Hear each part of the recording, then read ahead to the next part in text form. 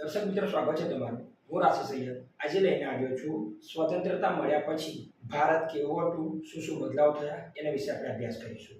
તો બ્રિટિશ પાર્લામેન્ટે હિન્દ સ્વતંત્ર ધારો જુલાઈ 1947માં પસાર કર્યા બાદ આ ધારાની જોગવાઈ અનુસાર ભારતના બે ભાગલા પાડ્યા.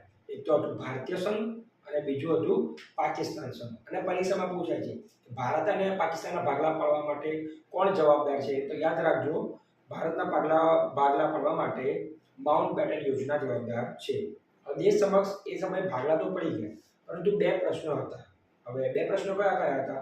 એક તો હતું ભારતને અનુરૂપ એનું બંધારણ ઘડવું અને હિન્દની રિયાસો પરથી બ્રિટિશ રાજની સાર્વભૌમ સત્તાનો અંત આવતા તેને ભારત સંઘમાં જોડી અખંડ ભારતની રચના કરી. બે પ્રશ્નો કયા કયા હતા? એક તો ભારતનું પોતાનું બંધારણ હોવું જોઈએ,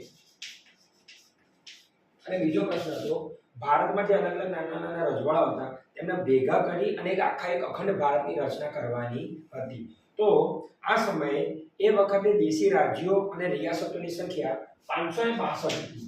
એટલે 562 દેશી રાજ્યો હતા, જેમાં સ્વતંત્ર ભારતમાં કુલ ક્ષેત્રફળ પૈકી 48% હિસ્સો દેશી રજવાડાઓ ધરાવતા હતા. તે જ રીતે ભારતની કુલ જનસંખ્યા, હવે ભારતની જે કુલ જનસંખ્યા હતી એના તમને પૂછાય કુલ જનસંખ્યા, એટલે કે જે પબ્લિક હતી એ કુલ જનસંખ્યાના 20% લોકો આ 48% જે પ્રદેશ રોકી રાખ્યો તો 562 રજવાડામાં રહેતા હતા. 20%, જેમાં એક આવે કાશ્મીર, એક આવે હૈદરાબાદ, પછી આવે મૈસૂર. મોટા રાજ્યો હતા, ત્રણ યાદ રાખજો: જમ્મુ કાશ્મીર, બીજો આવે હૈદરાબાદ અને ત્રીજા નંબરમાં આવે મૈસૂર. જમ્મુ કાશ્મીર એટલે કે કાશ્મીરમાં શાસન હતું હરિસિંહ ડોગરા કરીને રાજા હતા, હૈદરાબાદમાં નિઝામ હતા અને મૈસૂરમાં પણ મુસ્લિમ શાસકનું શાસન હતું. હવે આગળ આપણે વાત કરીએ, અન્ય નાના રાજ્યો પણ હતા. એવા રાજ્યો પણ હતા કે જેમનું કદ એક ગામ કરતાં પણ નાનું હતું. હવે એમાં એટલા પણ પ્રદેશો હતા કે જેમનો વિસ્તાર ખૂબ મોટો હતો, જેમ કે આપણે ત્રણ જોયા: કાશ્મીર, હૈદરાબાદ અને મૈસૂર. હવે એની સાથે સાથે કેટલાક પ્રદેશો એવા પણ હતા કે જેમનો વિસ્તાર ફક્ત એક ગામડા જેટલો હતો. એટલે કે આમાં બે પ્રકાર જોવા મળે, તમને એક મોટા પણ જોવા મળતા હતા અને એક નાના પણ તમને જોવા મળતા હતા. આ રાજ્યોના રાજાઓ નવાબોને ભારતીય સંઘમાં જોડવા માટે સમજાવવા માટે ભગીરથ કર્યું. સરદાર વલ્લભભાઈ પટેલને આ કામ માટે આપણે અત્યારે યાદ કરીએ છીએ, તેમણે અખંડ ભારતની રચના કરી, દરેક પ્રદેશને ભારતમાં જોડી દીધું. આ કાર્ય ઝડપથી પાર પાડવાનું હતું. આઝાદી પ્રાપ્ત થતાં સૌપ્રથમ ભાવનગરના મહારાજા કૃષ્ણકુમારસિંહે ભાવનગરના જવાબદાર સરકારનો શુભારંભ કર્યો. તારીખ હતી 15 જાન્યુઆરી 1948. યાદ રાખજો, 15 જાન્યુઆરી 1948 ના રોજ ભાવનગરના મહારાજા હતા કૃષ્ણકુમારસિંહે, જે સૌપ્રથમ પોતાનો પ્રદેશ ભારત સરકારને આપી દીધો હતો. સરદાર પટેલના પ્રયત્નથી સંયુક્ત રાષ્ટ્રના રાજ્યોની રચના થતા ભાવનગર રાજ્ય તેમાં વિલીન થયું. ભાવનગર સૌ પ્રથમ ભારતમાં વિલીન થયું હતું. 15 ફેબ્રુઆરી 1948ના સ્વરાષ્ટ્ર રાજ્યની આ ઘટનાને જવાહરલાલ નહેરુએ સમકાલીન ઇતિહાસનું સૌથી વિશેષ નોંધપાત્ર એકાકીકરણ ગણાવ્યું. અને આના એક્ઝેક્ટ એક મહિના પછી, એટલે કે ફેબ્રુઆરી મહિના એટલે 15 છે, 15/2/1948 ના રોજ, એટલે કે એક્ઝેક્ટ એક મહિના પછી જવાહરલાલ નહેરુએ સૌરાષ્ટ્રના સૌથી મોટા પ્રદેશમાંનો એક પ્રદેશ એટલે ભાવનગર જ્યારે ભારતમાં વિલીન થયો, તો આ ઘટનાને જવાહરલાલ નહેરુએ સમકાલીન ઇતિહાસનું સૌથી વિશેષ એકીકરણ તરીકે એને ગણાવ્યું છે.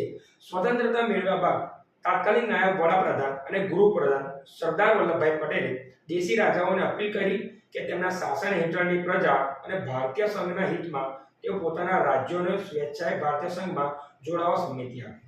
હવે પરીક્ષામાં પણ આ પણ પૂછે કે સરદાર વલ્લભભાઈ પટેલ હતા તે કયા હોદ્દા પર હતા? તો સરદાર વલ્લભભાઈ પટેલ હતા તે આપણા દેશના ગૃહપ્રધાન તરીકેના હોદ્દા પર હતા, અને એમણે સમગ્ર ભારતના નાના રજવાડાઓને ભેગા કરી અને એક અખંડ ભારતની રચના કરી છે. તેમણે રાજાઓમાં દેશભક્તિ જાગૃત કરી. વ્યવહારુ બુદ્ધિથી તેમણે લગભગ બધા દેશી રાજ્યોને ભારતમાં વિલીનીકરણની પ્રક્રિયા આરંભી. રાજ્ય રજવાડા એક મજબૂત, અખંડ અને સમૃદ્ધ ભારતનો પાયો નાખવામાં પોતાનો સહકાર આપે તેમ જણાવ્યું. તેમના હકો અને હિતોના રક્ષણની પણ સરદાર પટેલે ખાતરી આપી. સરદાર પટેલે દરેક રાજાઓને એવી રીતે સમજાવ્યા કે તમે તમારા રાજ્યને ભારતમાં વિલીન કરશો તો તમને કઈ જાતનું નુકસાન નહીં થાય. તમને તમારા હક અને તમને બધું જ મળશે. એટલે આ રીતે પોતાની બુદ્ધિ ચાતુર્યથી દરેક રાજાઓને સમજાયા અને સમજાવવાથી એ લોકો ભારતમાં વિલીન થયા.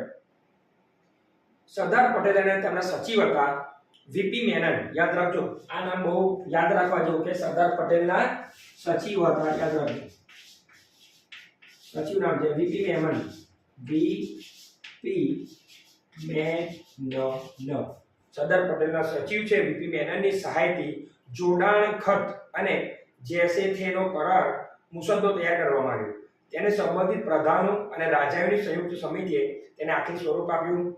રાજાઓના આ મુસદ્દાથી સંતોષ થયો, જેમાં હૈદરાબાદ, જૂનાગઢ અને કાશ્મીર સિવાય 3 રાજ્યો એવા હતા કે જે નતા માનતા. એમાં એક આવે કાશ્મીર, બીજો આવે હૈદરાબાદ અને ત્રીજા નંબરમાં આવે છે ગુજરાતનો આપણો જૂનાગઢ.